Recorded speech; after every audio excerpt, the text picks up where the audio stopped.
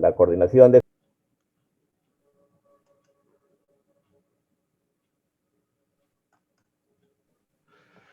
Bien, en esta primera parte, principio de la relación médico-paciente en ginecobstetricia, es quizás en la especialidad de ginecología o ginecobstetricia, en la especialidad donde se tenga que tener más en cuenta el tema de la relación médico-paciente y los aspectos éticos, los aspectos deontológicos del desempeño de la función. En esta primera parte vamos a ver la definición de ética y relación médico-paciente. Momentos de la relación médico-paciente son 5 momentos, aquellos que van a desarrollarse en el momento en la relación médico-paciente. Los 4 principios de ética biomédica que tenemos que tener en cuenta, más aún en ginecobstetricia.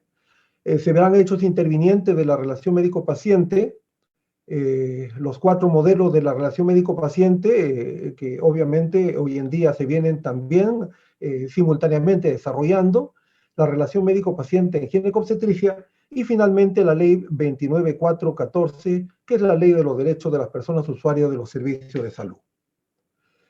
Y generalmente en algún momento hemos escuchado hablar o hemos nosotros manifestado el término de ética, y quizás el grupo humano, la comunidad, digamos, más importante, a la que siempre han atribuido aspectos éticos o no éticos, y es a la comunidad médica, a los médicos, ¿no? Y generalmente nosotros hemos escuchado si es ético o no es ético determinada acción, determinado procedimiento.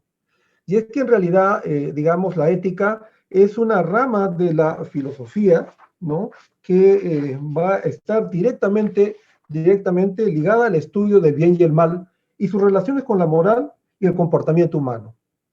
Esto se viene, digamos, hablando hace muchísimos cientos de años. Aristóteles es el fundador de la ética, y justamente se menciona desde inicios de que la comparación, el bien y el mal, y la relación con las personas, ¿no? Y el comportamiento humano es el aspecto que tiene que tomarse en cuenta siempre en toda agrupación.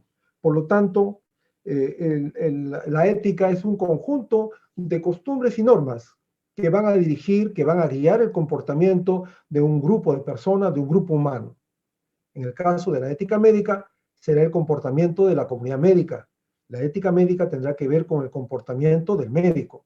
La ética jurídica tendrá que ver con el comportamiento de la comunidad jurídica, o sea, los abogados. Pero generalmente nosotros, o para bien o para mal, siempre el tema de ética se ha tratado de orientar básicamente al comportamiento, del desempeño y de las actitudes de los médicos, ¿no? Se ha dicho que es ético o no es ético que se haga tal o cual acción.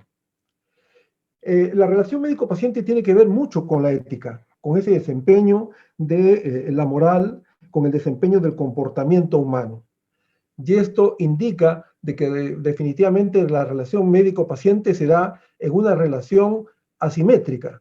O sea, va a estar condicionada a diferentes factores, a factores antropológicos, a factores sociales y culturales. Eso indica de que en realidad el desempeño del médico con este grupo humano grande que va a estar constituido por los pacientes tiene que tomarse en cuenta determinados aspectos de normas y costumbres para poder aplicarlas adecuadamente cuando acuden a solicitar nuestros servicios. Esta relación tiene, digamos, momentos, 5 momentos importantes: un momento cognitivo-intelectual, un momento técnico-operativo, el momento afectivo y el momento ético e histórico-social. Vamos a ver en qué consiste cada uno de estos momentos.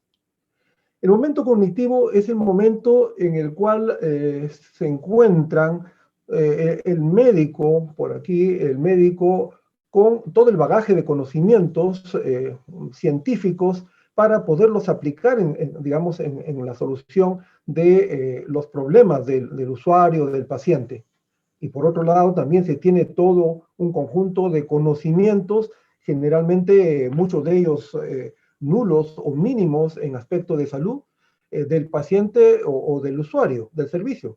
Claro que no siempre tiene por qué saberlo, pero sin embargo aquí es un espacio, un momento en el cual los conocimientos ambos van a tener una interacción para, digamos, tener un desenlace de diferente forma. El momento afectivo tiene que ver con, digamos, las emociones y sentimientos de cada uno de estos intervinientes en la relación. Hay un momento afectivo principalmente del paciente, porque el paciente viene con una dolencia, con un problema de diferente magnitud. Inclusive la magnitud la da muchas veces el mismo paciente, problemas mínimos que puede considerarlo como enormes y problemas enormes que en realidad a veces no son considerados por el paciente, y esto trasluce en las emociones y en el comportamiento del paciente. Al igual, hay también un momento afectivo de intercambio de emociones de parte del médico, porque el médico también es una persona humana y el médico también tiene problemas, ¿no? Muchas veces los problemas externos que pueda tener en el entorno laboral, en el entorno familiar, en el entorno personal, pueden influenciar en algún momento y tener un componente afectivo aceptable o a veces no aceptable, pero tiene que modular ese comportamiento al momento de desarrollarse ese momento de la relación médico-paciente. Es por eso de que uno cuando tenga X o Y problemas tiene que necesariamente ver que está trabajando y está con otra persona que requiere un apoyo como el paciente. El momento operativo o el momento técnico es aquel momento en donde se desarrollan los procedimientos, ¿no? Las intervenciones que puedan hacer cualquiera que sea, ¿no? El procedimiento mismo del examen clínico, el procedimiento de un examen auxiliar. ¿No? Es un momento en el cual el paciente muchas veces quizás no lo acepte, no quiera entender, pero ahí está la habilidad del profesional que tiene que convencer y explicar bajo los diferentes modelos de atención que posteriormente veremos, cuál es el más adecuado para poder preservar su salud o recuperar su salud. El momento ético es el momento en la relación médico-paciente de las normas. Habíamos dicho que son normas y costumbres, un conjunto de normas y costumbres que van a regular la conducta del médico en el marco de la relación clínica. Aquí, para tomar decisiones, tenemos que tener importantes principios y tomarlos en cuenta para poder desempeñar en ese momento de la relación médico-paciente. Y el histórico social, porque aquí hay aspectos sociales del médico, del paciente, de la enfermedad y de la propia relación. Hay toda una cosmovisión del paciente en relación a la enfermedad, ¿no? Desde aspectos científicos y lógicos hasta aspectos míticos, aspectos que a veces son inexplicables en relación a el desarrollo de la fisiopatología de una enfermedad. Por otro lado, también el entendimiento del poder digamos, del valor que tiene el médico para poder solucionar el problema digamos, ayudar a este paciente. Todo un conjunto de situaciones que permite integrar y tienen un vínculo y una relación directa en la relación del médico-paciente. Tenemos 4 principios importantes que tenemos que tener en cuenta en la ética biomédica. Decíamos 4 principios que están muy bien descritos en esta publicación de principios de ética biomédica. Primero, el principio de la autonomía, principio de la beneficencia, principio de justicia y principio de no maleficencia. Quizás la ginecobstetricia es la especialidad en la cual tenemos que tener especial cuidado en poner en práctica estos 4 principios, toda vez que tienen una repercusión enorme en, digamos, el desempeño mismo de la actividad y la acción, la práctica y el ejercicio de nuestra especialidad, toda vez que van a haber situaciones muchas veces controversiales y hasta que se pueden convertir en aspectos jurídicos o, digamos, judicializar casos al no tener en cuenta estos principios de ética biomédica. El primer principio, que es el principio de autonomía.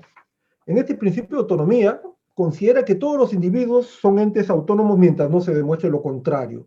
O sea, definitivamente, todos tenemos autonomía, todos tenemos el poder de decisión, mientras no se demuestre lo contrario. Se quiere decir que si, por ejemplo, hay una persona que tiene algún problema de deterioro cognitivo por una patología determinada o por un problema de salud genético, esto va a, digamos, a determinar de que él o ella no va a poder tomar la decisión por sí misma. Al igual que los menores de edad, que definitivamente quienes toman la decisión mientras no se consideren legalmente mayores de edad son los padres quienes tienen que tomar, digamos, la decisión. Mientras tanto, cada persona es un ente autónomo. Aquí en esta persona autónoma hay que respetar sus criterios, sus juicios, sus determinaciones y decisiones mientras que no perjudique a otros, ¿no? O no vaya con principios o vaya en contra de los principios éticos, ¿no? Proteger del daño a los individuos no autónomos. O sea, definitivamente bajo este principio de autonomía, nosotros tenemos que proteger del daño a los individuos no autónomos, haciendo a veces caso omiso de sus propios criterios, juicios, determinaciones y decisiones, ¿no? Definitivamente el paciente puede pedir, por ejemplo, la aplicación de una medida para terminar con su vida o con la vida de, digamos, de segundos o terceros, pero definitivamente nosotros, bajo este principio, tenemos que analizar, digamos, en base a las normas éticas, a los principios morales y de buen comportamiento, a tomar las decisiones que se tengan que tomar. Segundo principio, aquí dentro del principio de autonomía también vale comentar de que está considerado el consentimiento informado.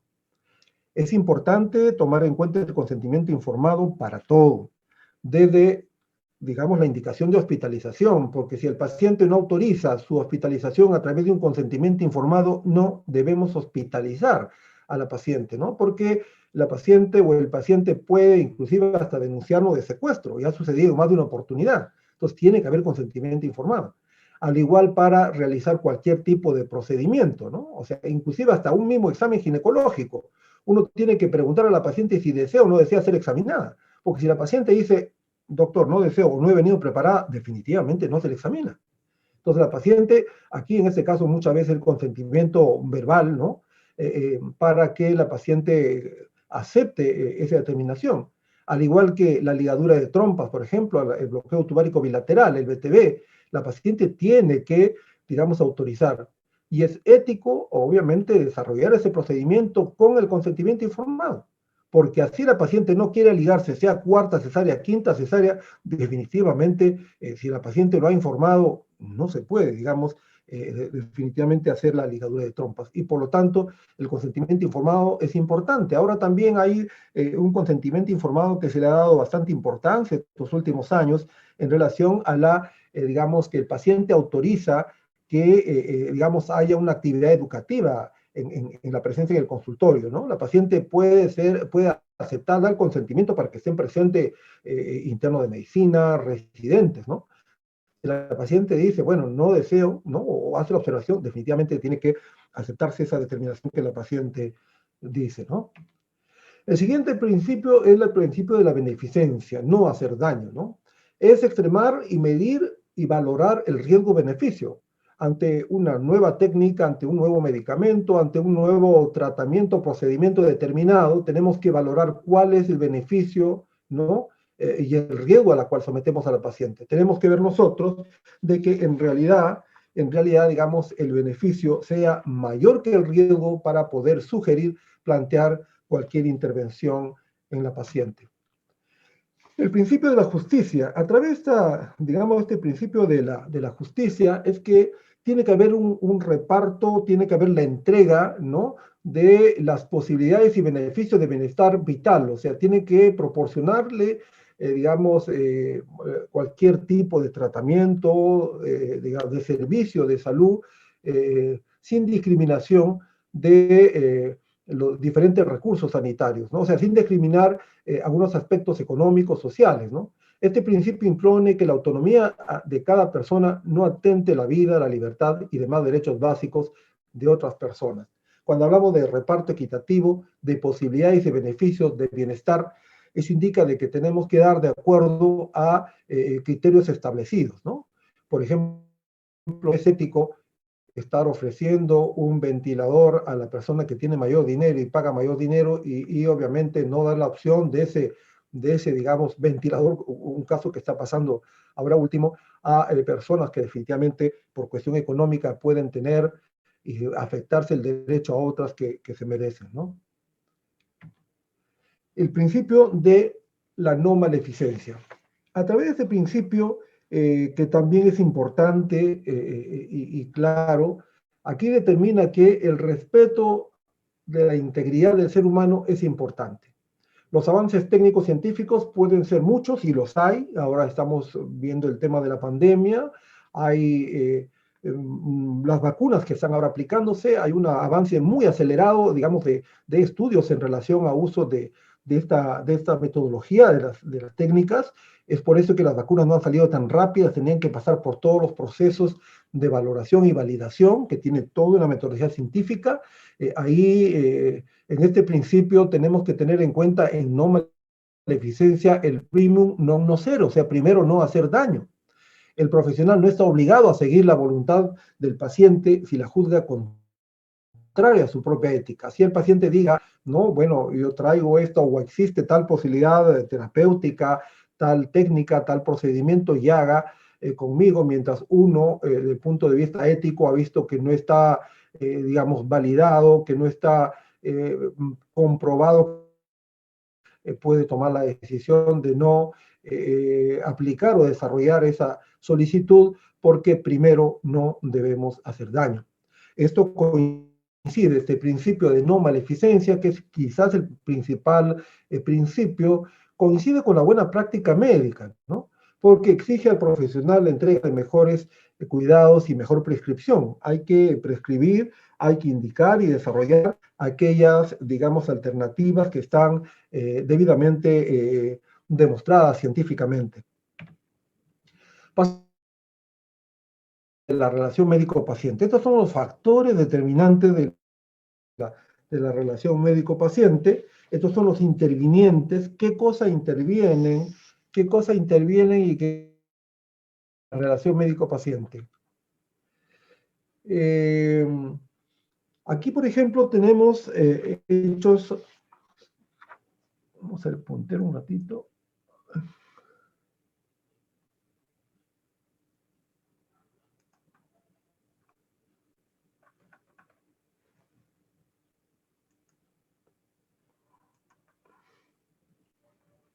Estos son los hechos intervinientes. Hay factores externos a la relación médico-paciente que van a influenciar en esta interacción. Tenemos al médico, el papel del paciente, ¿no? Aquí el papel del médico va a tener expectativas inconscientes, y habíamos visto varias, ¿no?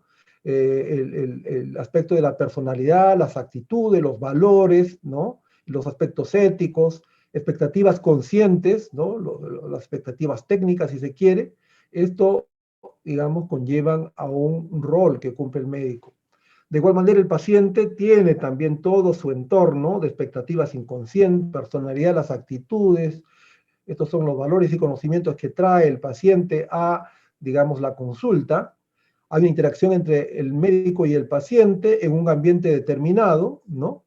El paciente con su enfermedad, con su dolencia. Por otro lado, el médico con toda también su carga científica y su carga emocional y personal. Se desarrolla la relación médico-paciente, médico-enfermo, ¿no? Ahí se tienen diagnósticos, pronósticos, las alternativas terapéuticas. Van a haber posibilidades, ¿no? De curación, de sanación, de también casos de iatrogenia, de problemas patológicos. Va a haber una evolución de la enfermedad, ¿no? Y otras consecuencias, que puede ser la sanación, la resolución de problema o inquietud para la cual, digamos, viene a prestar o a tomar los servicios profesionales en una institución, en una organización o en un profesional de manera independiente. Pero ¿qué cosas influyen en esta relación?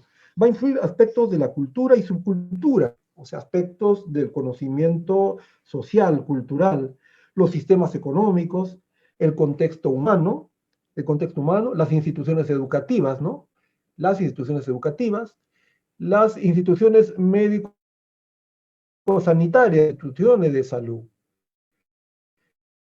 la tecnología que hay, los usos, ¿no? Todo esto es, digamos, un entorno, ¿no? A unos hechos intervinientes y consecutivos que van a conllevar a la relación médico-paciente. Por ejemplo, en determinadas instituciones de salud, en determinadas CIPRES, se pide de que en una hora se atiendan 4 o 5 pacientes, ¿no? Y para atender 4 o 5 pacientes va a depender la especialidad, porque si en determinadas especialidades que nos tomamos más de 15 minutos para poder atender a una paciente, más de 20 minutos, definitivamente no se va a poder cumplir con este objetivo. Por lo tanto, la atención y relación médico-paciente quizás se va a ver un poco influenciada, porque el paciente o la paciente va a querer siempre mayor tiempo, y de acuerdo a la especialidad y a la patología misma requiere haber mayor examen, mayor análisis, mayor explicación, ¿no? Como el caso de la paciente obstétrica. La paciente obstétrica es una paciente con la cual hay que evaluar una serie de requisitos previos, antecedentes previos, ¿no? La misma evolución propiamente dicha, y obviamente la prescripción y digamos, la evaluación, hay una serie de procesos, inclusive incluyendo la papelería misma, ¿no? De las órdenes y todo esto, que hace de que la paciente a veces no se sienta atendida o bien atendida, y obviamente hay cuestionamientos y reclamos, ¿no? Y esto obviamente tiene que ver en base a políticas sanitarias. Aquí también están las políticas sanitarias, ¿no? Las políticas de organización de los servicios, ¿no?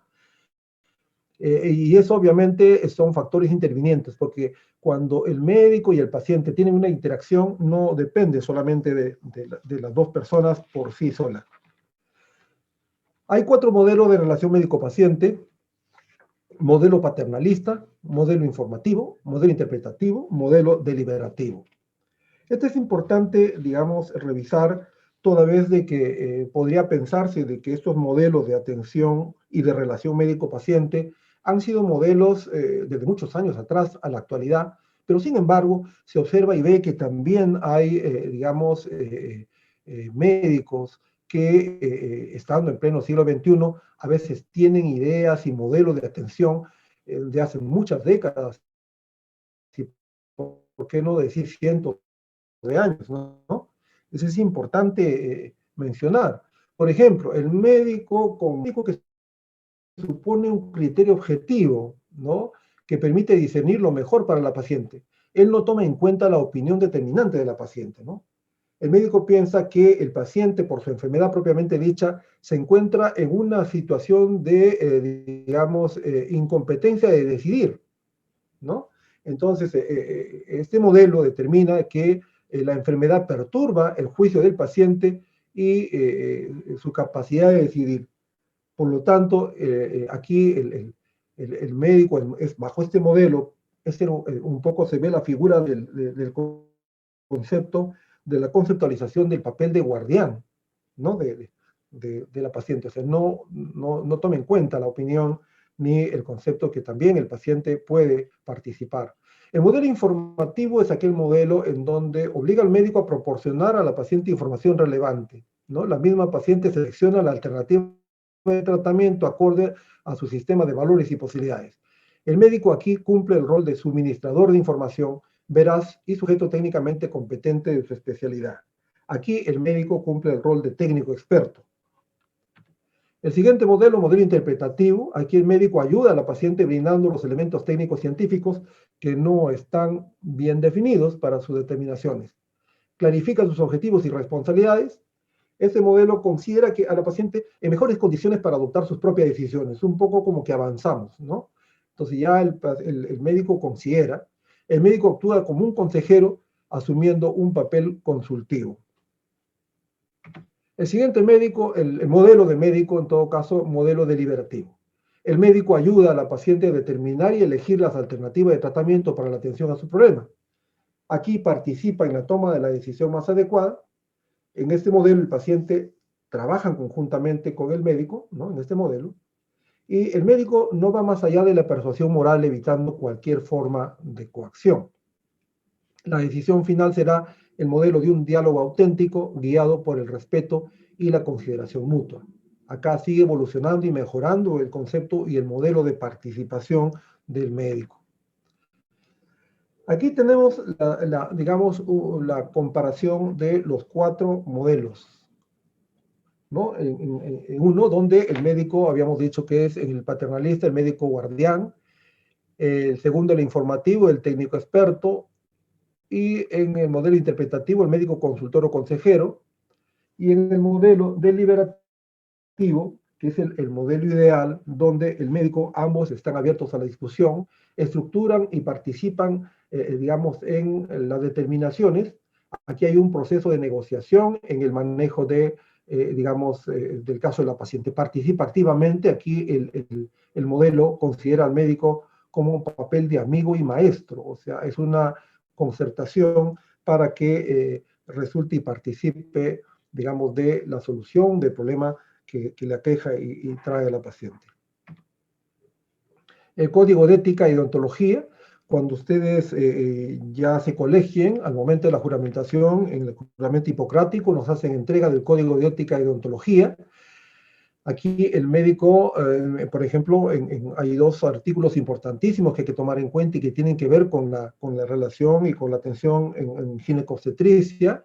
Dice que el médico, el artículo 64, el médico debe relacionarse con el paciente en igualdad de condiciones,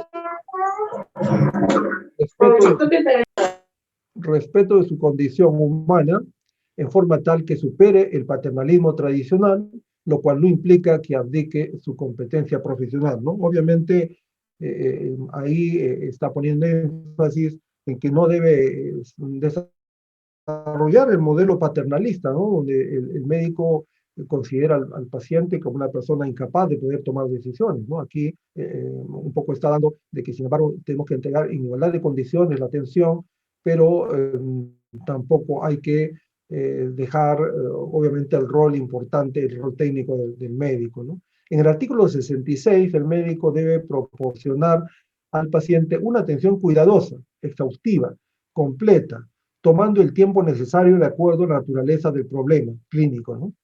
No debe actuar de modo apresurado e irresponsable en detrimento de la calidad de la atención. Y eso es lo que nosotros comentábamos, ¿no? Si bien es cierto, hay especialidades que requieren más tiempo, pero también tenemos que priorizar, digamos, la evaluación en cada paciente, ¿no? Hay pacientes que se quejan, ustedes han escuchado seguramente en la familia y probablemente ustedes como pacientes también, uno va a la consulta y a veces uno como paciente, el médico también es paciente muchas veces, uno va a la consulta y a veces el médico a la distancia, ¿no? Antes que venga la pandemia, porque ahora por la pandemia se justifica que nos atiendan y mientras no se controle la pandemia, que haya cierta pues, distancia marcada, ¿no? Entre el paciente. Pero anteriormente no.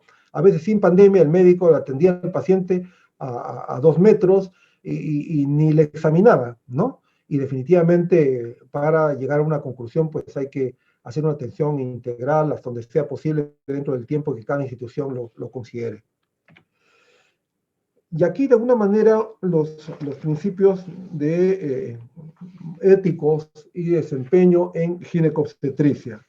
En estos principios éticos, de acuerdo a la FIGO, considera 3 aspectos importantes, ¿no? En relación al médico-paciente, sigue siendo, dice, la relación médico-paciente sigue siendo el pilar fundamental del ejercicio médico.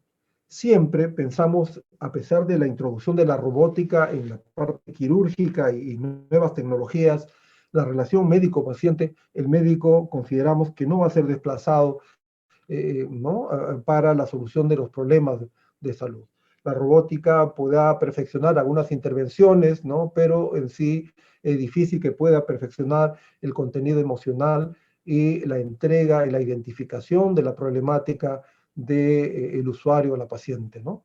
Segundo aspecto que pone, digamos, puntos especiales, la FIGO dice lo siguiente: objetivo fundamental de la prevención, preservación, protección y recuperación de la salud, o sea, la atención integral, manteniendo la dignidad personal de la paciente. Eso es importante. El tema ginecobstétrico, el área ginecológica y obstétrica es un aspecto, digamos, muy delicado, muy cuidadoso y con mayor razón aquí tenemos que tener en cuenta el manejo y el trato digno para la persona. El médico debe tratar a la paciente con lealtad, decoro, sagacidad y cortesía, con un profundo respeto a la dignidad humana, eso es importante, dignidad humana, tratar a las personas como si quisiéramos que nos traten a nosotros, mostrar ante la paciente conducta intachable y conducir el interrogatorio, exámenes, indicaciones terapéuticas, recomendaciones y sugerencias con ética y moral. Ética y moral, o sea, con buenos principios y con buenas costumbres. En la parte casi final de lo que es principios de la relación médico-paciente, tenemos la Ley de los Derechos de las Personas Usuarias de los Servicios de Salud. Esta es una norma legal en el Perú, es la Ley 29414 del año 2009, y su decreto supremo que, digamos, lo reglamenta del año 2015, el decreto supremo 27. Eso es importante que sepamos porque cuando ustedes hagan ya el internado dentro de poco, tienen que tomar en cuenta, porque si no cumplimos esta ley, estamos en falta. todos. O sea, está en falta el interno, está en falta el residente, está en falta los médicos, está en falta los directivos, ¿no? Aquí, por ejemplo, indica lo siguiente: derecho a la atención de emergencia, independientemente del tema económico, digamos, de poder pagar o no pagar para una atención de emergencia, ¿no? En una clínica o establecimiento público. Derecho a la libre elección de la IPRES. IPRES son instituciones prestadoras de salud. Derecho a recibir atención con libertad a juicio clínico. O sea, definitivamente ahí este modelo trata de promover, digamos, una atención participativa, donde también tome determinación como en el modelo deliberativo que habíamos mencionado. Derecho a una segunda opinión médica. Es importante de que si uno no está de acuerdo como paciente o la paciente no está de acuerdo, ella tiene el derecho de pedir un informe médico para que ese informe médico pueda ser consultado con otro médico del mismo servicio, del mismo departamento o en todo caso fuera de la institución. Derecho al acceso al servicio de medicamentos y productos sanitarios. O sea, tiene que tener acceso a todo esto: servicios, medicamentos y productos sanitarios. Derecho a la información de sus derechos, porque los pacientes tienen derechos. Así conforme hay derechos, también hay deberes, ¿no? Pero principalmente hay que hacerles saber de sus derechos. Derecho a conocer el nombre de los responsables de su tratamiento. Por eso uno tiene que identificarse: señora, señor, soy el doctor tal o la doctora tal, ¿no? Entonces la paciente obviamente se va a ver mucho más en confianza y es su derecho saber quién le está atendiendo. Derecho a ser informado sobre las condiciones y requisitos para el uso de los servicios de salud.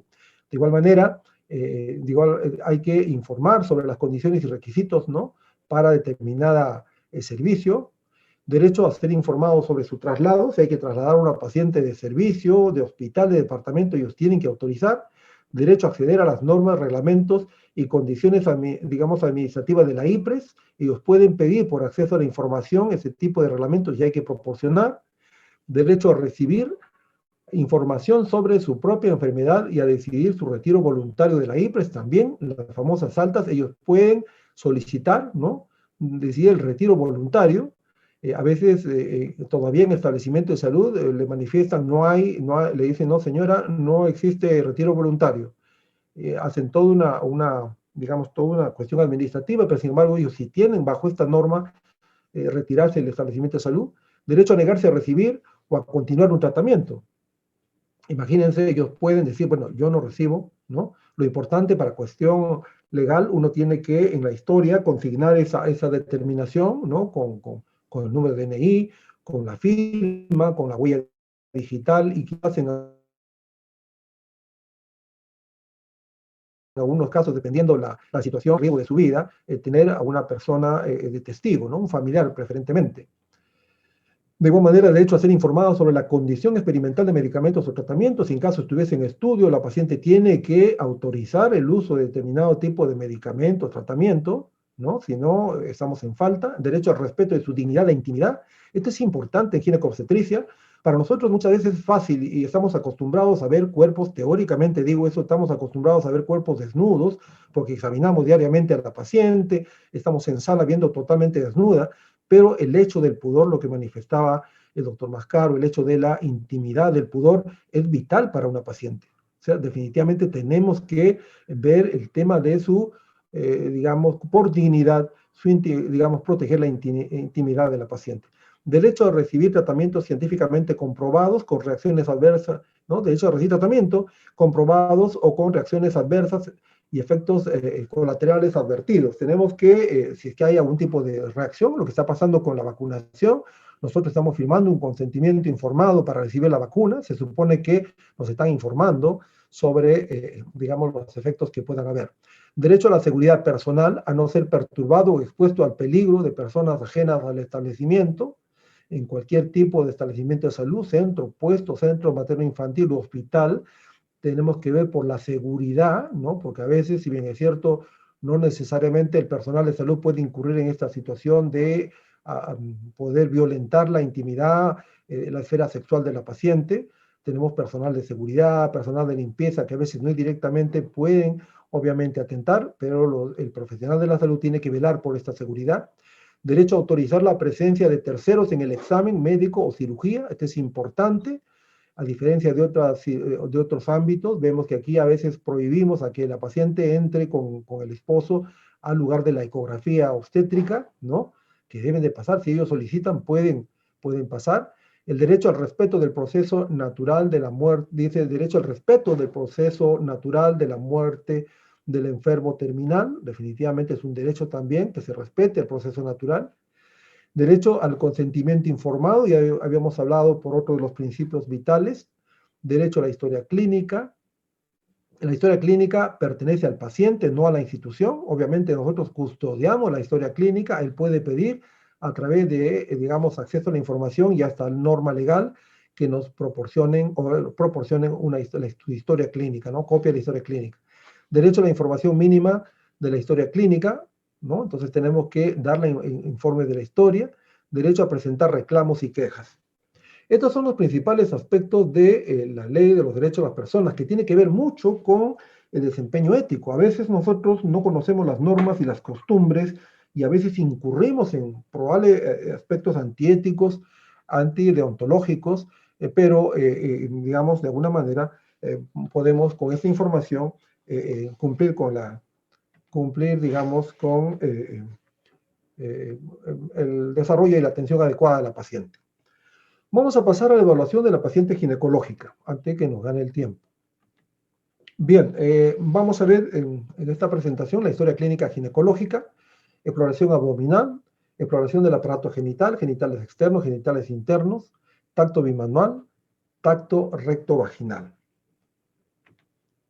Aquí está una definición importante de la Organización Mundial de la Salud sobre la historia clínica. La historia clínica obstétrica, la historia clínica ginecológica no varía, digamos, en su composición y parte de una historia clínica de otra especialidad. Son las mismas partes, son, digamos, los mismos ítems que consideramos siempre nosotros y la misma definición también. Solo pone énfasis en algunos aspectos ginecológicos o aspectos obstétricos de acuerdo a la especialidad que desarrolla la atención.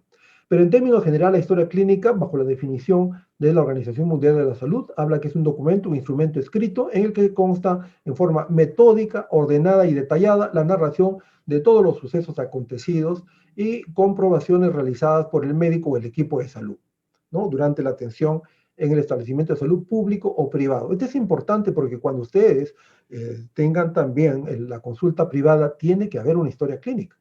Porque si por A o B, Dios no lo quiera, hay una denuncia de por medio, hay una judicialización del caso, uno en la consulta privada tiene que sustentar y fundamentar digamos, las acciones que hizo en base a una historia clínica, ¿no? Y obviamente con mayor razón en una IPRES, ¿no? Que es una institución, digamos, pública, ¿no? Tipo centro de salud, puesto de salud. En los puestos de salud, cuando ustedes hagan el SERUMS, definitivamente todo paciente se atiende con historia clínica. La definición del Ministerio de Salud, hay una norma técnica que define, digamos, la historia clínica. A la definición de la OMS agregan unos aspectos importantes, por eso hemos querido, digamos, un tanto repetir esta definición. Igualito habla ya de un documento médico legal, ustedes ya saben, y eso no se olviden nunca, la historia clínica es un documento médico y también legal. Nos puede salvar o nos puede hundir desde el punto de vista legal. Luego les comentamos por qué. En el que se registran datos de identificación y de los procesos relacionados con la atención de la paciente. Igualito, acá habla una cosa, ordenada, integrada, secuencial e inmediata a la atención, digamos, que el médico, el profesional de la salud, brinda a la paciente o usuario de salud. O sea, tengan en cuenta esto, es un documento médico legal en donde se registran información ordenada, integrada y secuencial, ¿no? Aquí agregan al concepto y a la definición el aspecto del tema digital, ¿no? Refrendado con la firma manuscrita o digital. Ahora con todo este tema de la pandemia hay mucha informatización, ahora se pretende tener una historia clínica, digamos, informatizada, digitalizada, ¿no? Muchas instituciones que han, digamos, avanzado bastante y en parte bien, porque ustedes van a ver vamos a ver en el siguiente ítem, ¿no? Que la historia clínica tiene importancia y usos. Y tiene bastantes usos, ¿no? Y al tener varios usos, la información tiene que ser bien registrada. Y a través del tiempo, nosotros por la rapidez y un tanto por quizás el volumen de paciente y de trabajo, escribimos rápido, escribimos de manera ilegible, y eso no está bien. porque esa historia clínica va a tener varios usos. Y si el registro de digamos, del dato está, digamos, consignado de una manera no legible, esa información no va a tener validez, ¿no? Y definitivamente eso puede perjudicar el desarrollo de la actividad. Por ejemplo, la historia clínica tiene importancia científica primero, que es el espíritu primigenio de su uso, para la recopilación de datos, para los diagnósticos que establecemos, para el manejo y tratamiento que se establece, ¿no? Habíamos dicho tanto en una institución pública como privada. Una institución, una IPRES tipo hospital, tipo centro materno infantil, tipo puesto de salud, centro de salud y hasta la consulta privada. Tiene utilidad e importancia legal. Yo decía de que, digamos, tiene importancia legal y siempre hay que recordar esto, es un documento médico legal, ¿no? El hecho de que en el aspecto legal a veces uno involuntariamente se puede, digamos, ver involucrado a un tema de supuesta mala práctica médica o iatrogenia, pero eso vamos a desvirtuar legalmente. Hay una serie de incidentes al respecto, ¿no? Y es importante que uno tenga en cuenta, digamos, de que la historia tiene que estar ordenada, tiene que estar legible, tiene que guiarse en una institución, digamos, tipo hospital, establecimiento de salud, centro, puesto de salud, seguir a guías de práctica clínica, lo que anteriormente se llamaba protocolos, ¿no? Y ustedes tienen que acostumbrarse a comenzar digamos, a conocer y a desarrollar guías de práctica clínica. Lo bueno, por ejemplo, en la simulación estandarizada invertida, las guías que nos guían, entre comillas, valga la redundancia, son la guía de práctica clínica de, digamos, determinadas instituciones que nos permiten trabajar. ¿A qué me refiero yo? De que tenemos que acostumbrarnos ustedes ya desde pregrado a saber y a valorar, digamos, la importancia que tiene una guía de práctica clínica. Porque si uno desarrolla las acciones, las actividades en un establecimiento de salud en base a la guía de práctica clínica y que lamentablemente, a pesar de haber seguido la guía de práctica clínica, hay digamos, eh, un problema adicional, hay una muerte inclusive de un determinada paciente o paciente, como que está justificado técnicamente los procedimientos y el accionar, ¿no? En ese caso, que lamentablemente devino por complicaciones determinadas a la muerte. Y legalmente uno se defiende con esa historia clínica, digamos, a que no pues, es sometida a una serie de reuniones, una serie de, digamos, ¿no? de cuestionamientos y citaciones que hace perder tiempo y dinero, ¿no? Y definitivamente la historia clínica es vital para nosotros, ¿no? Como herramienta de trabajo. De igual manera, es importante para la evaluación de la atención de auditoría de calidad. Ya hace más de 20 años se viene trabajando en calidad en salud y se hacen auditorías de calidad. Y en auditoría de calidad son todos importantes las fechas, los datos que vamos a comentar en adelante, ¿no? En procesos de capacitación, tanto en pregrado como posgrado, ¿no? La historia clínica es importante, sacamos una historia clínica y hacemos discusión de caso clínico, ¿no? Un caso que pasó, por lo tanto hay que registrar bien todo el procedimiento de la atención. De igual manera, en investigación en medicina, a veces no registramos bien y no reparamos en la información que se consigna, digamos, en cada caso, y si no hay buena información, no hay buenos diagnósticos, obviamente no vamos a poder hacer buena investigación. De igual manera, nos sirve como instrumento de diagnóstico, definitivamente diagnóstico para el caso y diagnóstico en general, porque, por ejemplo, el diagnóstico del caso nos interesa como diagnóstico para la paciente, pero sin embargo, si tenemos una suma de casos determinados, por ejemplo, de procesos respiratorios, podemos ir identificando con estos diagnósticos la probable presentación de una endemia, de una epidemia, ¿no? O de una pandemia, la que tenemos ahora, la que estamos expuestos todos, ¿no? O sea, obviamente estos diagnósticos nos van a servir también como instrumento, la historia nos sirve como instrumento diagnóstico y a la vez nos va a servir para tomar determinaciones y diagnósticos, por ejemplo, epidemiológicos. De igual manera, instrumento de seguimiento para el caso, instrumento de seguimiento de casos en general. De igual manera, es un instrumento de comunicación vital con los demás profesionales de la salud.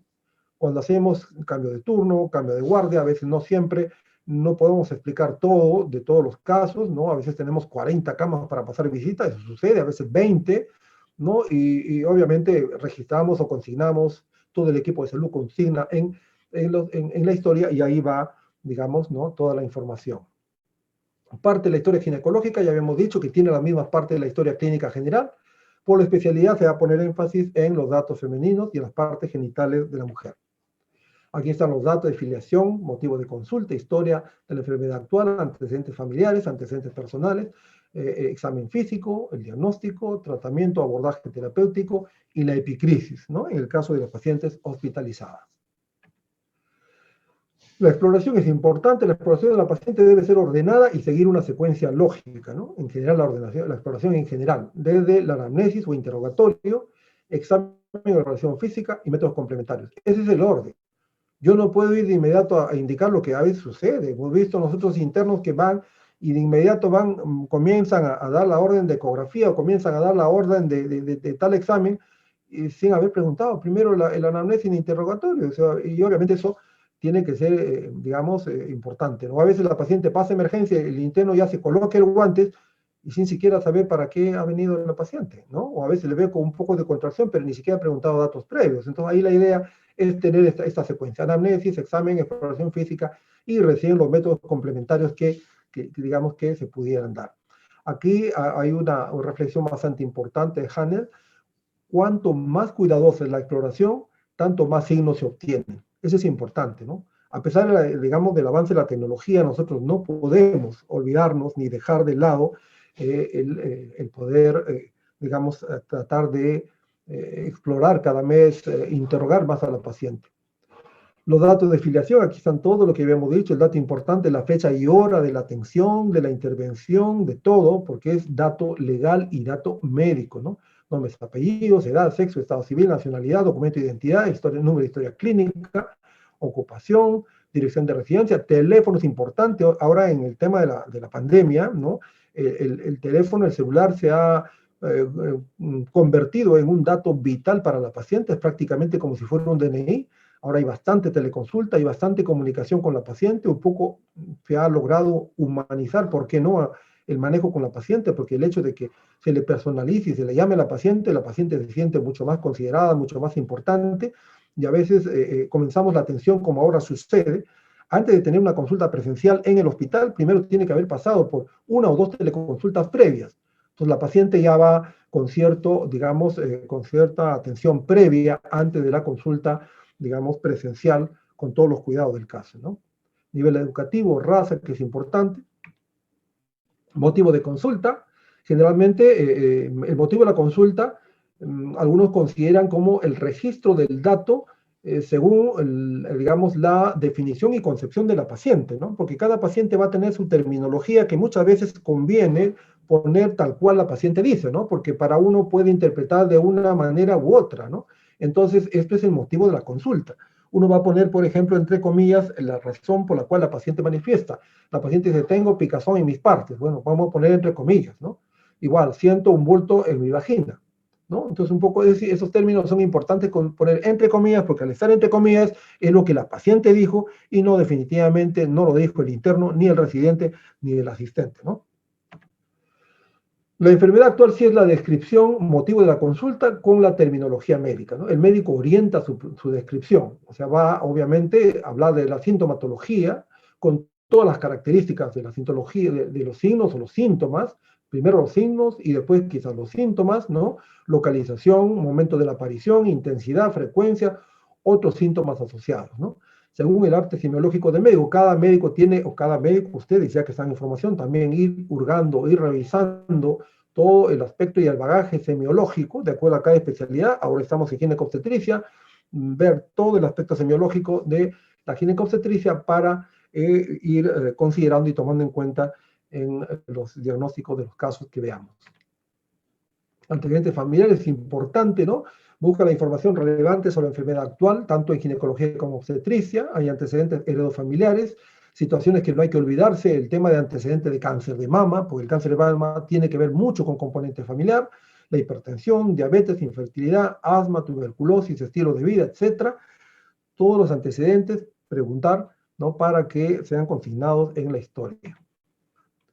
Antecedentes personales igual, ¿no? Los no patológicos, residencia, hábitos de vida, deportes, hábitos alimenticios, toxicomanías, patologías, antecedentes patológicos, quirúrgicos, toxicológicos, traumáticos, farmacológicos, reacciones adversas a medicamentos. Nunca hay que olvidarse también la reacción adversa a medicamentos, ¿no? Porque la reacción adversa a medicamentos puede manifestarse una reacción alérgica desde un simple rash hasta un shock anafiláctico, y como todo shock puede pasar a muerte, ¿no? De igual manera, los datos ginecobstétricos, ¿no? Igualmente, si toma medicamentos actualmente o no. Esto es importante en todas las especialidades y principalmente en ginecología y en obstetricia. Antecedentes ginecobstétricos, la menarca o menarquia, la primera regla, la edad de la primera regla, que es importante consignar. De igual manera, los ciclos menstruales, la fecha de última regla. Siempre, ya van a hablar seguramente también cuando se presente la historia clínica obstétrica y propedéutica obstétrica, de que nosotros siempre preguntamos la fecha de última regla, ¿no? Y cuando la paciente nos da, siempre hay que verificar y consignar si es el primer día del último periodo menstrual. Muchas de las pacientes dan el último día, ¿no? Y a veces si es 7 días, porque muchas de las pacientes van a tener 7 días de menstruación, obviamente nos van a dar el último día, ¿no? No nos van a dar el primer día. De igual manera, digamos, la fórmula obstétrica, es importante la fórmula obstétrica, el Gestapara, que también se va a ver en propedéutica obstétrica, fecha de último parto, planificación y métodos anticonceptivos, ¿no? La citología cérvico-vaginal, el Papa Nicolau, el número de parejas, edad de inicio de relaciones sexuales y la menopausia. Siempre hay que tener bastante cuidado y tino al preguntar los datos personales, íntimos, ¿no? Y si es prudente o no en ese momento, si es que hay mucha gente, muchas personas, ¿no? A veces la pareja, el esposo está acompañando y obviamente es quizás inoportuno y inadecuado preguntar, porque hemos visto en anterior oportunidad que los internos estaban sentados en una silla y la paciente en otra casi a 1,5 metros, ¿no? Y la paciente estando la técnica al costado, el residente al costado y el médico al costado, y le pregunta, señora, ¿cuántas parejas tiene? Obviamente, ¿quién va a dar el número de parejas así ante el público, ¿no? ¿Cuántas parejas ha tenido? ¿No? Y obviamente, definitivamente, o inicio de relaciones sexuales, y definitivamente son datos porque uno tiene que ver en qué momento pregunta y continuo, ¿no? Que son aspectos íntimos que a veces no siempre se pregunta o no en el momento, en la primera consulta, o si es necesario no preguntar ese dato. Quizás remarcar también en la pregunta siempre de fecha última regla. Ustedes, obviamente, de toda la promoción, no, digamos, no van a ser todos ginecólogos, van a optar diferentes profesiones, ¿no? O especialidades, quiero decir. Y es bueno siempre, especialidad que tengan, ¿no? Quirúrgicas, no quirúrgicas, preguntar la fecha de última regla. ¿Por qué? Porque muchas veces, a veces subestimamos el preguntar la fecha última regla y no preguntamos, y a veces se nos escapa los embarazos iniciales, ¿no? Porque muchas veces se tiene pacientes que han sido sometidas a una cirugía laparoscópica, digamos, de vesícula, o han iniciado determinado tipo de tratamiento y la paciente está gestando, ¿no? Entonces es importante que nunca olvidemos ese enfoque, esa, digamos, un poco concientización de los datos ginecobstétricos. Es más, por ejemplo, si ustedes optan por otras especialidades, como que debe de ser también, ¿no? En los casos que consideren, hay, por ejemplo, si yo soy nefrólogo, soy oncólogo, soy especialista en cirugía de mamas, la paciente que está con cáncer de mama y tiene 40 años, 44 años, la paciente también tiene derecho a su sexualidad, ¿no? O sea, de propia iniciativa y a veces también por motivación de la pareja, ¿no? Y la paciente tiene actividad sexual, puede tener su cáncer de mama y tener su actividad sexual a los 44 años, 40 años, que nosotros a veces pensamos que aparentemente podía con su enfermedad no tener relación sexual, y no, hay que derivar a esos pacientes a ginecología, ¿no? Para que le den la orientación adecuada y obviamente no estén inmersos, porque en el hospital vemos nosotros, principalmente en el Hospital 2 de Mayo, vemos insuficiencia renal, ¿no? Pacientes dializadas con gestación. Vemos pacientes con tratamiento de, digamos, o que en algún momento pasaron, estaban recibiendo tratamiento de cáncer de mama y están gestando. Pacientes que han sido operadas, ¿no? De cirugías que podían ser un poco postergadas o manejadas, ¿no? Adecuadamente o con conocimiento, ya que han estado gestando. ¿Y eso por qué? Por no preguntar la fecha de última regla y pensar que la paciente después de los 45 años, 50 años no va a tener relación sexual, y eso no es cierto. O sea, el tema sexual es privado, es personal, y obviamente siempre hay que preguntar sobre esos antecedentes. Aquí hay términos importantes que obviamente vamos a ir revisando y viendo los casos, ¿no? Un ciclo menstrual normal es de 28 días más o menos 7 días. Cuando ya hay alteración de estos días, va a haber el término de oligomenorrea, de 35 a 90 días, amenorreas, cuando es más de 90 días, ¿no? Polimenorrea, ciclo de menos de 21 días, polimenorrea, Hipermenorrea, menstruación abundante, ¿no? Van a ver, digamos, el mayor número de sangrado, digamos, de toallas higiénicas que utiliza la paciente. Hipomenorrea, menstruación escasa. Los ciclos, de igual manera, menometrorragia es un sangrado genital irregular y permanente. A veces es muy común esto, de pacientes que son usuarias de métodos anticonceptivos hormonales de depósito, tienen ese tipo de molestia, y la paciente hay que orientar bien, ¿no? Y diagnosticar bien. La menopausia es el definitivo de la menstruación por causa de ausencia de función ovárica en pacientes alrededor de los 50 años. En el Perú, 50, 51, 52 años en el Perú, más o menos, al término general. Y para que se denomine menopausia tienen que haber, digamos, cesado la menstruación durante un año, ¿no? Si ha pasado un año de su última menstruación, ya podemos hablar de la definición de menopausia. Aquí está el famoso gesta para. Esta es la fórmula cuando está gestando la paciente. Gesta 8, ¿no? Para 5 embarazos a término. Luego sigue el casillero de prematuros, el casillero de abortos y el casillero de hijos vivos en ese momento. Entonces hay 5, en este caso de esta fórmula dice 5 hijos a término, ¿no? Ningún prematuro, ha tenido 2 abortos y tiene 3 hijos vivos, ¿no? Entonces ese dato es importante porque permite conocer, digamos, la paridad. Eso también se va a volver a ver cuando se vea propedéutica obstétrica o cuando se vea, digamos, historia clínica obstétrica. Siempre hay que preguntar en planificación, método de planificación, con qué se está cuidando, desde cuándo, hasta cuándo, efectos colaterales o no, recambio, si ha cambiado de un método a otro, en qué momento ha cambiado. Es común a veces encontrar adolescentes con sangrados irregulares permanentes, o a veces jóvenes, no tanto adolescentes, jóvenes, y sin embargo están utilizando de manera inadecuada el método anticonceptivo, digamos, oral de emergencia, ¿no? O sea, cada fin de semana tienen su relación sexual y cada fin de semana toma su píldora, y obviamente, como ustedes saben, pues van a tener cuadros, digamos, de aparentes hemorragias, y no son hemorragias, sino prácticamente un mal uso, ¿no? En relación a la anamnesis, acá hay 2 reflexiones importantes. Una buena anamnesis representa la mitad del diagnóstico, eso es importante. Ahora, a veces nos vemos tentados a tanta tecnología, mandar resonancia, mandar tomografía, mandar, digamos, ¿no? Determinados exámenes, y sin embargo no nos preocupamos en tener una buena anamnesis. Al igual dice que para el diagnóstico 1 hora de cuidadoso interrogatorio vale más que 10 horas de exploración, ¿no? Son reflexiones importantes para poder, digamos, dar el peso que requiere una buena anamnesis y un buen diálogo con la paciente. La anamnesis es la base fundamental e insustituible del diagnóstico, ¿no? Es la parte de la historia clínica a la que nunca se debe escatimar tiempo y la que exige mayor ciencia y experiencia del médico, nos dice Padilla. Examen físico, aquí está el examen físico, debe ser general, obviamente resumido para ginecobstetricia en el sentido de cabeza, cuello, tórax, ¿no? Que a veces nos da información importante, pero principalmente ser bastante acucioso en mamas, abdomen, geniturinario. Las mamas hay que ver que sean simétricas, que hay cicatrices o no, inversión del pezón, si hay tumoraciones o no, localización de la tumoración, ¿no? Todos los signos de flebosis, adherencia, es importante para, digamos, para el tema de mama. Siempre todo examen ginecológico debe comenzar por examen de mamas. Si hay secreción o no hay secreción, si hay, digamos, uno o múltiples poros, los ganglios axilares, no olvidarse, digamos, de observar. Exploración abdominal, de igual manera, sigue la exploración abdominal y genital.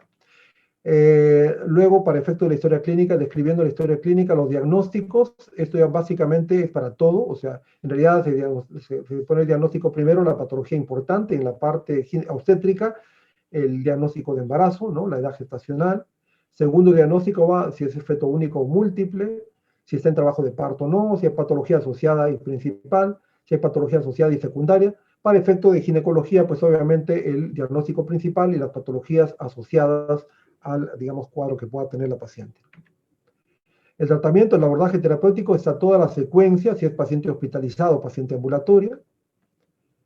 La solicitud de exámenes en ginecología, aquí está el Papa Nicolau, estudio de secreciones cervical, se van a hacer en muchos casos estudios de secreciones cervical y vaginal, cultivo de secreciones cervical y vaginal, se van a hacer biopsia, ¿no? De órganos genitales, biopsia de endometrio, se va a hacer como examen la colposcopía, ecografía de pelvis, ecografía, digamos, del abdomen, ecografía Doppler, ecografía tridimensional, histerosalpingografía, histeroscopía, hay otro más que es histerosonografía, laparoscopía, mamografía, son exámenes que es importante, ustedes tienen que estar, digamos, relacionados porque en algún momento, en caso clínico, en la teoría y en, digamos, en la simulación estandarizada, en el videoforum, vamos a escuchar, ¿no? Mamografía, tomografía sea computerizada, también se hace resonancia magnética para determinados casos, hay estudio de cariotipo, la culdocentesis que se ha dejado de utilizar porque ya tenemos ecografía, pero sin embargo hay que saber y hay que practicar esos procedimientos, los estudios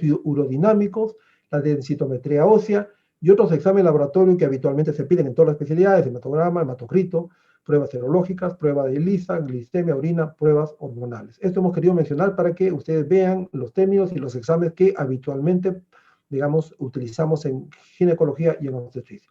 La epicrisis ya sabemos que es el resumen del caso clínico, es el juicio final, que generalmente se confecciona al momento del alta de una hospitalizada o al fallecimiento. Aquí están algunos gráficos de exploración de mamas. Siempre la exploración de mamas tiene que ser con la paciente sentada y con la paciente, digamos, en decúbito, echada, ¿no?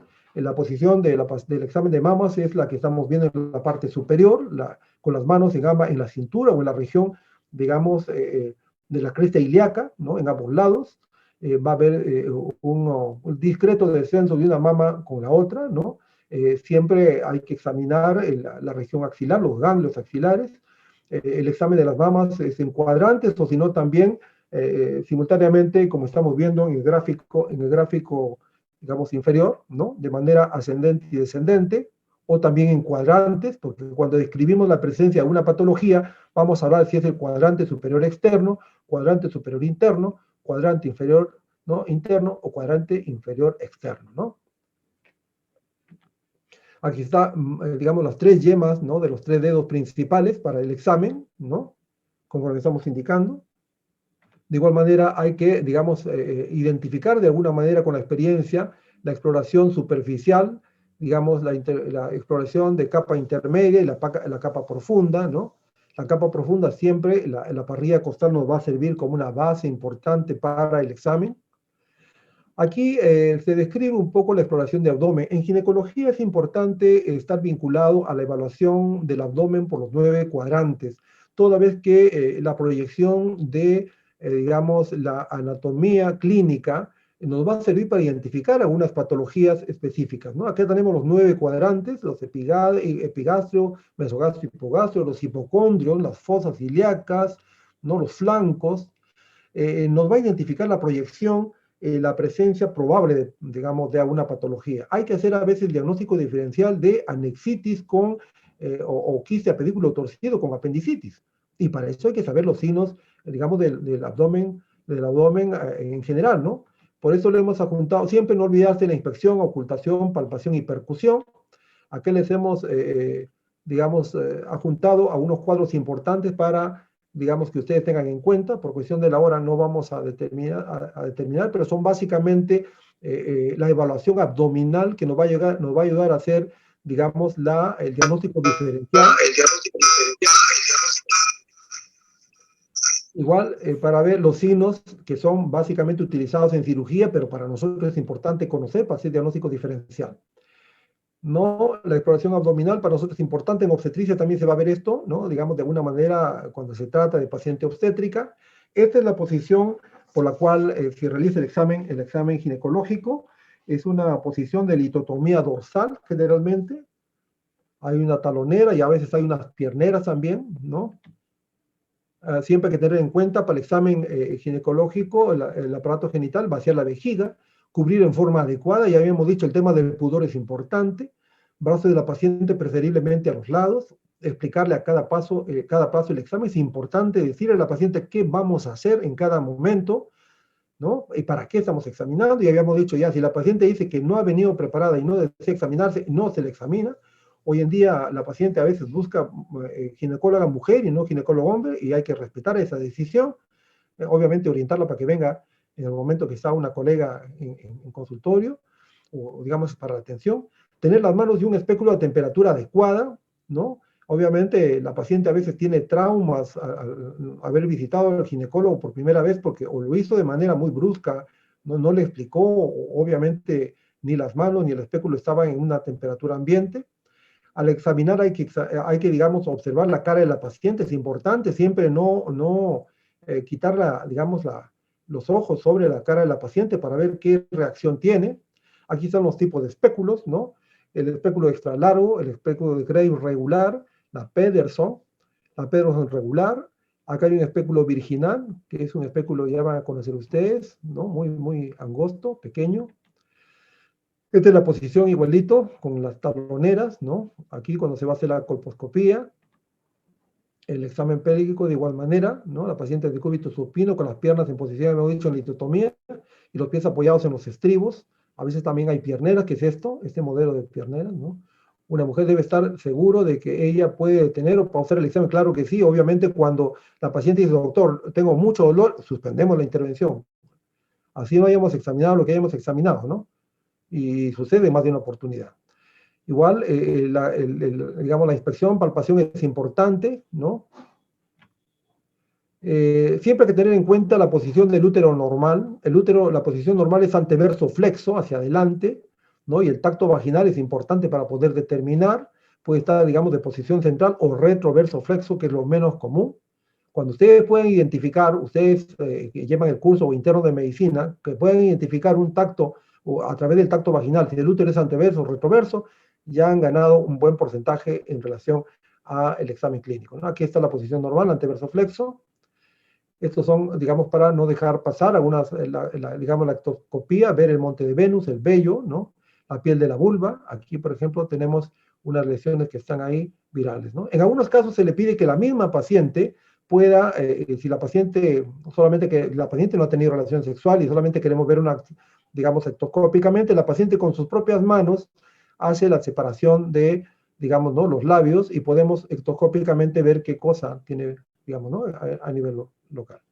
Otra cosa que nos olvidamos de comentar lo siguiente, siempre ante un examen ginecológico, ¿no? Debe estar presente o un familiar o un, digamos, personal de salud. Nunca, nunca, nunca, ni paciente, ni médico varón, ni médico mujer debe examinar a una paciente sola. Hay una serie de incidentes que no contamos, probablemente en la práctica vamos a contar, pero obviamente nunca examinar a una paciente, médico solo, paciente sola, nunca. Aquí están las características anatómicas. Acá, bueno, habla de una patología, el líquen escleroso, que es una lesión premaligna. Bueno, que aquí está la característica, un poco para que vean ese tipo de imágenes. Inspección de los labios igual, cómo se separa ya cuando uno hace el examen. Hay que tener bastante cuidado en pacientes postmenopáusicas, ¿no? Estos son patologías, estos son los condilomas que vamos a ver en pacientes de diferente edad, principalmente en adolescentes. Inspección de clítoris, digamos, la glándula de Bartolino, y cuando están abscedadas, ¿no? por su glándula de Bartolino, con su absceso de Bartolino. La exploración interna, hay que ver obviamente las paredes vaginales, separar los labios con los dedos medio e índice. Hay que pedir a la paciente que comprime el abdomen. A veces le decimos, puje, señora. Entonces, eso ayuda un poco a ver, digamos, ¿no? Las distopias, los prolapsos, ¿no? Las incontinencias. Hay que coger el espéculo adecuado a cada paciente, ¿no? Introducir el espéculo húmedo con agua tibia, insertar el espéculo con cuidado, rotar el espéculo, ¿no? Digamos, posicionarlo horizontalmente y luego recién abrir el espéculo, ¿no? Inspección del cuello uterino, hay que ver las características del cuello. Inspección del cuello uterino, tomar la citología, es importante. Para la toma del Papa Nicolau son 48 horas antes de la exploración, no debe haberse colocado ni supositorio, ni óvulo, ni espuma, ni relaciones sexuales, ¿no? Ni estar menstruando. Generalmente algunas referencias indican 48 a 72 horas, ¿no? Antes. Aquí está cómo se toma el Papa Nicolau, y en la práctica se va a ver. El tacto bimanual, este es un tacto bimanual. Siempre el examen ginecológico para ver, digamos, el tamaño del útero, explorar el útero es bimanual, ¿no? Dependiendo de la mano dominante, ¿no? Aquí están los dos dedos acá, aquí está la otra mano ayudando a precisar. Tacto vaginal, con una sola mano no tiene sentido, a no ser que uno quiera solamente ver, digamos, el cuello, ¿no? Pero generalmente es bimanual. Aquí es otra maniobra, que es una maniobra obstétrica, ya se va a ver en obstetricia. Tacto bimanual, de igual manera, se va a ver la palpación del cuello uterino, registrando la posición, forma, consistencia y regularidad, ¿no? Palpación de los ovarios, casi siempre los ovarios duelen un poco, hay que examinar con bastante cuidado. Hay que ver la fuerza de los músculos pélvicos, ¿no? Poner los dedos en la vagina y pedir al paciente que contraiga, o sea, que puje un poco, ¿no? La contracción puje. Ahí tiene el tacto bimanual, es el tacto recto vaginal. El tacto recto vaginal. Este no, ese bimanual es esto, y aquí está el recto vaginal. Para palpar el útero retroverso, ¿no? Los ligamentos uterosacros, el fondo del saco, para cribar, para hacer un descarte de alguna, digamos, de cáncer colorectal. Cuando hay, digamos, metástasis, van a ver a nivel de tacto rectal si van a identificar lesiones, evaluar posibles enfermedades pélvicas también. Este es el tacto, miren, aquí es el tacto rectal, ¿no? Bien, nos hemos pasado la hora, van a disculpar. Y ya en la práctica se va a tratar de, digamos, de ver algunos detalles más, ¿no? No sé si habrá alguna pregunta.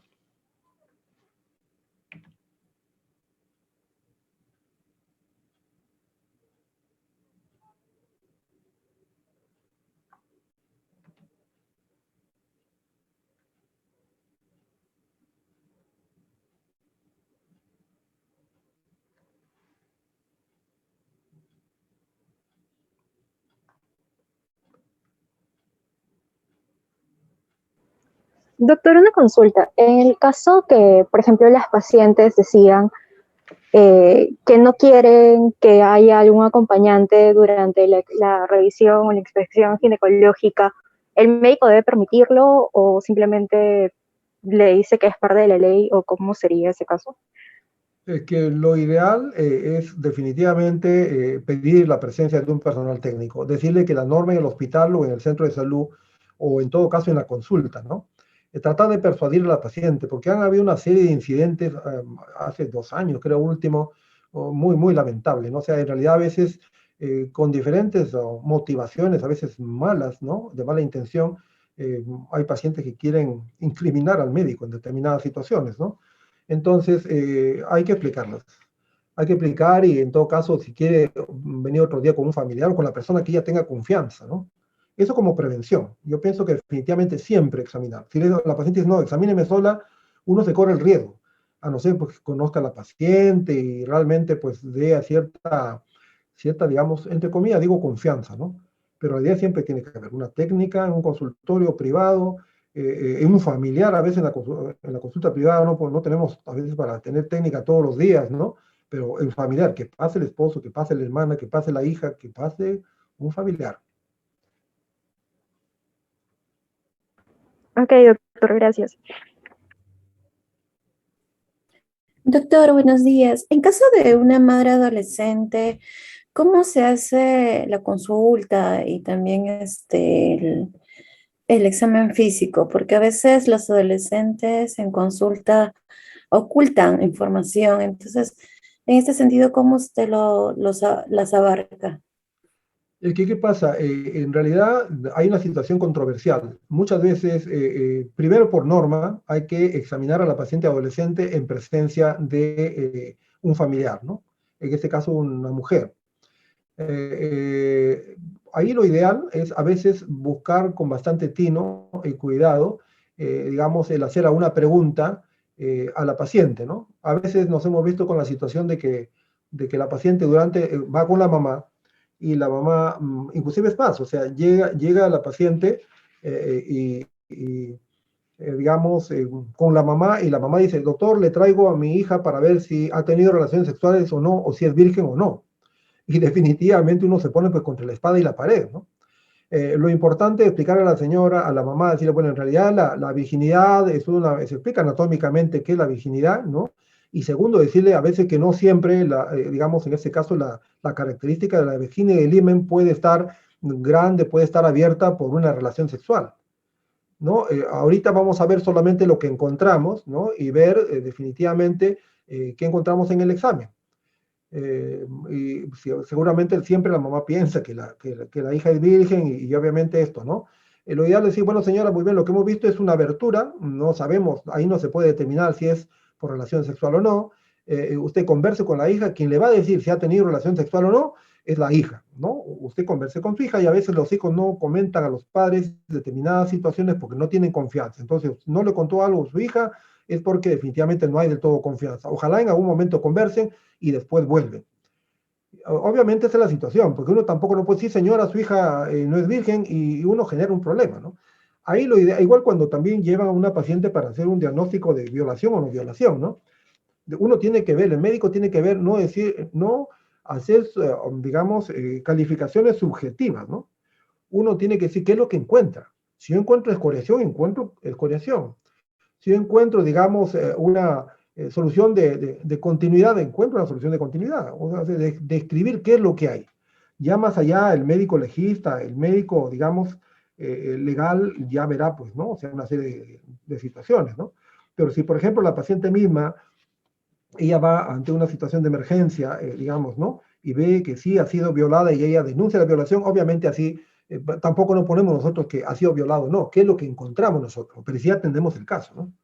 Es una situación incómoda que ir valorando y manejando con bastante tino, porque tampoco nosotros no podemos generar, digamos, situaciones y problemas entre el esposo y la esposa, no podemos generar, digamos, situaciones con la mamá del adolescente, ¿no? Lo que sí, digamos, se le dice, ¿no? Se tenga confianza, dialogue usted con su hija y qué más le cuenta a su hija, ¿no? Probablemente. Ahora yo estoy viendo solamente que hay ese tipo de situación, ese tipo de hallazgo, ¿no?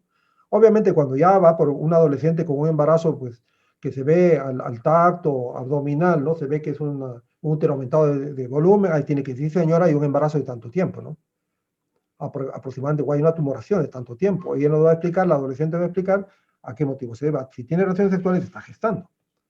Algo así, ¿no? O sea, no, obviamente uno hay que manejar siempre con cautela, porque la esfera sexual, la esfera, digamos, del ámbito reproductivo siempre es una esfera delicada.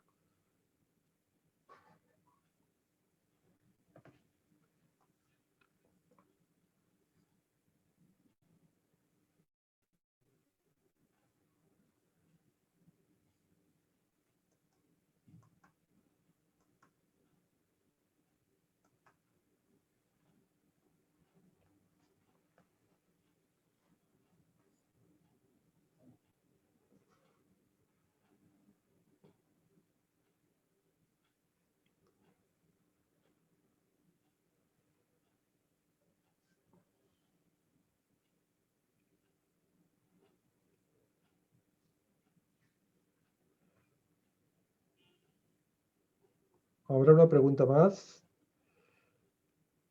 Bien, al no haber preguntas, creo que damos por concluida la clase de hoy.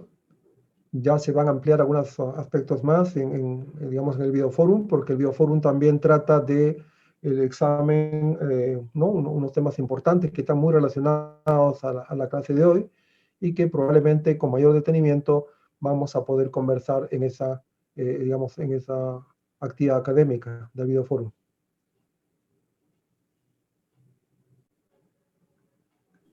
Perfecto, doctor. Muchas gracias. Buenos días. Gracias, doctor. Que el buen día. Doctora. Gracias, Muchas doctor. gracias, Hasta doctor. luego. Gracias, doctor. Gracias.